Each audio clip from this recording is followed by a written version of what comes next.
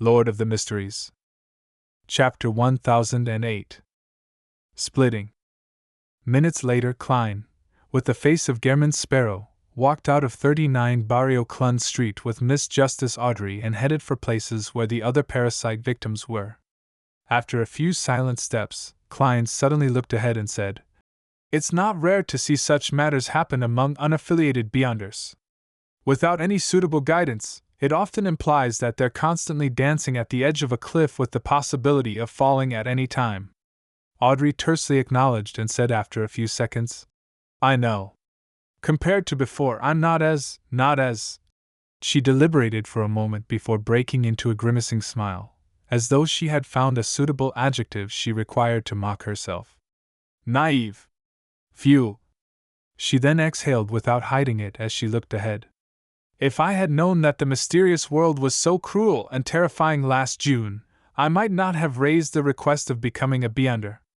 Klein turned his head slightly and took a look at the noble lady's face. He asked in a seemingly casual manner, "If I were to give you the chance now to completely leave the mysterious world, would you accept it?" Audrey was taken aback as she slowly pursed her lips and said, "No." After giving such a response, she seemed to relax a little as she smiled and continued, "Under the premise of knowing how cruel and terrifying the mysterious world is, the me from last June would have given up being a Beyonder. But the me of this year wouldn't. This might be the price of growing up." "I understand what you're getting at." Klein continued forward at the same pace as he said, "After those victims are completely purified, a number of them will spit out worms of time. They can be used to create fate's siphon charms. It's a demigod-level item that can switch the fate between two parties for a short period of time.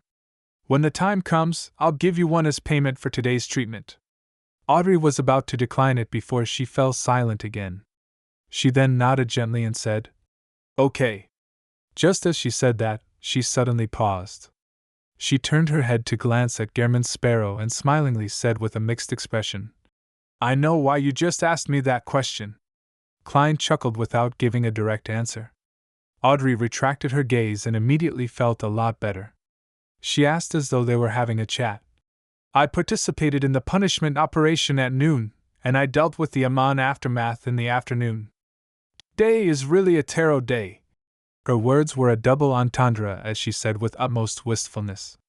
From her point of view, noon was a cooperative operation that involved 5 members: the moon, the star, judgment, justice, and the magician, with different levels of involvement. In the afternoon, the tarot clubs The World and Justice had involved themselves in the elimination of Amman's avatars in different ways. This was indeed a day to remember, and in a sense, it could be considered a tarot day. Klein nodded in agreement at Miss Justice's words, but he didn't tell her that the star Leonard had also been involved in the afternoon operation. Furthermore, he was the main force in the operation. Amman's avatar must have been difficult to deal with, right? Audrey finally found an opportunity to raise the question. She stared at Gehrman Sparrow, making no attempt to hide the curiosity in her green eyes. Klein smiled. "If I had done it alone, you wouldn't be seeing Gehrman Sparrow, but Amman here. Instead, having your destiny and identity stolen?" Audrey asked in enlightenment. Klein tersely acknowledged. "We'll discuss the specifics in the future. In short, to eliminate all of the Amman avatars in Backlund this time, we had mobilized angels. If you were to encounter Amman's avatars in the future, never believe that you have the means to handle him alone. Immediately find an opportunity to seek help. Yes, his trait is the wearing of a monocle. He enjoys pulling off harrowing pranks." Angels were mobilized. "I wonder if it was that death consul or the angel from the fate domain or—" Audrey looked up at the sky and saw the clouds frozen in midair. They appeared like props under the dark background. Like an attentive student listening to a teacher, she seriously nodded and said, "I will keep that in mind." The two continued walking, occasionally silent, occasionally breaking out into a conversation until they entered 160 Beau Clun Street. After a few minutes, inside the activity room of Hazel's house, Mocked and company suddenly had the strong urge to sit in their seats, raise their hands, and placed their clasped hands before their mouth. They then began to piously pray and chant the Evernight goddess's honorific name. After an unknown period of time, they coughed in unison until their tears and snot flowed out. Cough! Cough! Cough! Without realizing it, they separately coughed out worms with 12 translucent rings. The moment these worms fell to the ground, they vanished without garnering any notice. Similar things happened in other places of Beauclun Street, but everything was quickly restored to normal. And the darkness had faded away at some point in time as the clouds began churning again from the sweeping winds. Amidst her parents' coughing, Hazel slowly regained consciousness. She was puzzled as to how she fell asleep on the sofa during high tea. She felt that she should have been in an excellent mood, but she just couldn't bring herself to smile. She felt as though there was a feeling of indescribable sadness and pain bearing over her heart. Upon seeing her parents' concerned gaze landing on her, not only wasn't she touched, she even felt a little fearful. She trembled like an introvert who wasn't accustomed to making contact with others. Hazel knew that this wasn't her personality, but she couldn't control herself. However, she didn't find it weird or puzzling as she continued enjoying the high tea pastries. Mocked and Rihanna felt the same. They had a nagging feeling that there was something hazy about their memories, but they just couldn't recall what. 160 Beauclun Street. In the master bedroom, which had its curtains drawn, a figure suddenly outlined itself across the coffee table. It was the barefooted Ariana, leader of the ascetics, matron of the Evernight cloister, head of the 13 archbishops of the Church of Evernight. She was wearing a Spartan robe with tree bark as her belt. In the lady's eyes, the gray sideburn Dwayne Dantes was about to leave the sofa. On the coffee table in front of him were 9 transparent ringed worms. "Good afternoon, Ma'am Ariana," Klein said with a solemn bow. "Thanks to your help, Amon's avatars in Backlund have all been eliminated. You can choose a portion of these spoils of war."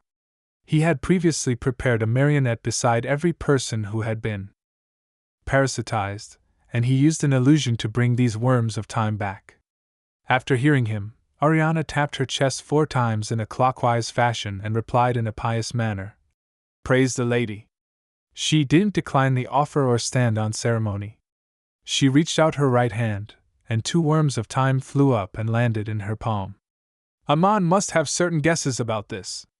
You still have to be careful in the future," Ariana said simply before her figure vanished inch by inch as though she had been erased.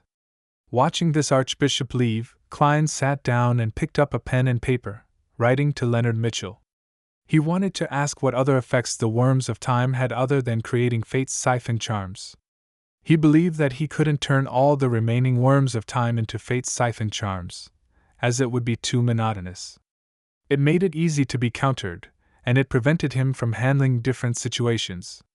Therefore, he had to consider other possible uses. With the worm of time as a vessel, he could use the powers stirred from other symbols, patterns, and labels that differed from the Fool.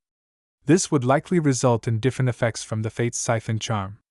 And this was something Pallas Zoroast was an expert at. After writing his letter, Klein took out the adventurer's harmonica and blew at it. Rionette walked out of the void with the 4 blonde, red-eyed head in hand. The 8 eyes paused before looking at the remaining 7 worms of time on the coffee table. Miss Messenger looked at it for 3 full seconds before retracting her gaze. She then bid on the letter and gold coin which Klein handed over. "Still 7 Pinster Street," Klein succinctly said. Rionette Tynker's remaining 3 heads replied, "In the future you can seek my help in such matters. The payment will be the spoils of war." Klein was taken aback as he said, "All right." After Miss Messenger returned to the spirit world and vanished from his room, he frowned and muttered, "Since she can recognize the worms of time, it means that she knows that this battle might have escalated to the level of angels. She wasn't afraid at all. Miss Messenger is stronger than I imagined?" 7 Pinster Street. Leonard received Klein's letter from Rionette Tynker's mouth. He still felt a hint of excitement as he eagerly unfolded the letter and read it. After the messenger left, he immediately asked with a suppressed voice, Old man, there should be other ways to create charms, right? Just now, Pallas Zoroast had given him 2 worms of time from Amon as today's reward for the risk he took. In Leonard's mind, the slightly aged voice replied with a smiling tone. Of course, once I sleep for a while and digest what we received this time, I'll teach you. It wouldn't take too long. Also, do not go to Buckland Street any time soon. Why? Leonard asked in surprise. Pallas Zoroast chuckled and said, all of Amon's avatars in Backland have been eliminated, and it is in no way a trivial matter. The number of people who can do that is just a handful. So, do you think he will have some guesses? Leonard's nerves tensed up again. Pallas continued, however, there's no need to be too worried. His true body wouldn't be able to enter Backland, and having recovered quite significantly, I don't have to be too worried about his avatars. In addition, I've found a piece of information from Flora Jacob from his memory fragments.